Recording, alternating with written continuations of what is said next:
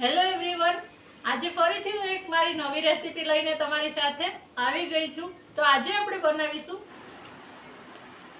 પાપડ ચૂરી બનાવીશું, જે તમે મસાલા પાપડની જેમ સર્વ કરી શકો છો.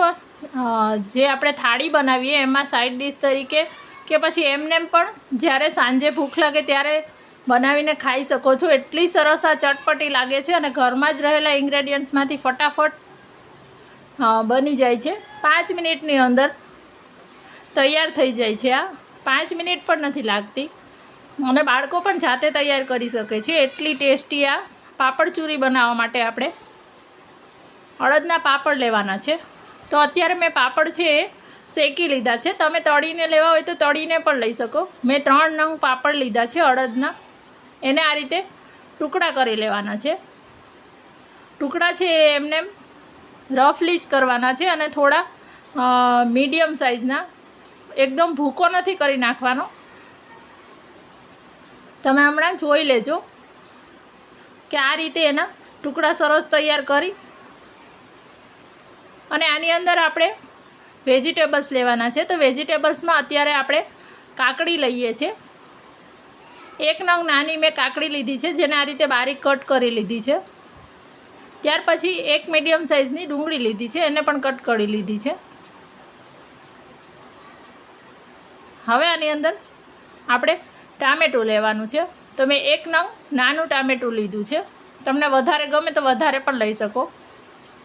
અત્યારે સિઝનમાં તમારી પાસે કાચી કેરી હોય તો તમે એ પણ લઈ શકો છો. ત્યાર પછી મસાલામાં બહુ જ ઓછા મસાલા હોય છે. આની અંદર નાની ચમચી જેટલો ચાટ મસાલો લેવાનો છે. એકદમ ચટપટા ટેસ્ટ માટે ચાટ મસાલો ખૂબ જ જરૂરી છે. જો ના હોય તો તમે સંચળ, મરી પાવડર અને ધાણા જીરું પાવડર એ બધું એડ કરી શકો છો. હવે આની અંદર ફ્રેશ કાપેલી કોથમીર લેવાની છે. તો કોથમીરથી પણ આનો સરસ એકદમ સ્વાદ આવે છે. મારી દીકરીને આ મસાલા પાપડ ચૂરી એમને સાંજે બનાવીને નાસ્તામાં એને બહુ જ ભાવે છે. હવે આની અંદર આપણે કોથમીર લઈ લીધી છે. એકદમ ચપટી જેટલું મેં અત્યારે લાલ મરચું પાવડર લીધું છે ચટપટું બનાવવા માટે. ત્યાર પછી સ્વાદ પ્રમાણે એકદમ થોડું એવું મીઠું લેવાનું છે, કારણ કે ચાટ મસાલામાં પણ મીઠું હોય છે એટલા માટે. હવે આની અંદર મેં અત્યારે લીંબુ નથી એડ કર્યું. તમે આની અંદર વધારે તમને ચટપટું કરવા લીંબુ પણ એડ કરી શકો છો. તો આપણી આ પાપડ ચૂરી તૈયાર થઈ ગઈ છે. ઝટપટ એકદમ 2 થી 3 મિનિટની અંદર બનીને તૈયાર થઈ જાય એવી પાપડ ચૂરી આપણી.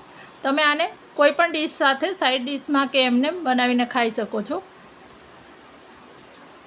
વિડીયો ગમ્યો હોય તો એક લાઈક જરૂરથી કરી દેજો અને હજી સુધી જો ચેનલને સબસ્ક્રાઈબ ના કરી હોય તો સબસ્ક્રાઈબ પણ કરી દેજો અને બાજુમાં બેલ આઇકોન છે એને પ્રેસ કરી દેજો કે જેથી નવા વિડીયોની નોટિફિકેશન તમને સૌથી પહેલાં મળી જાય.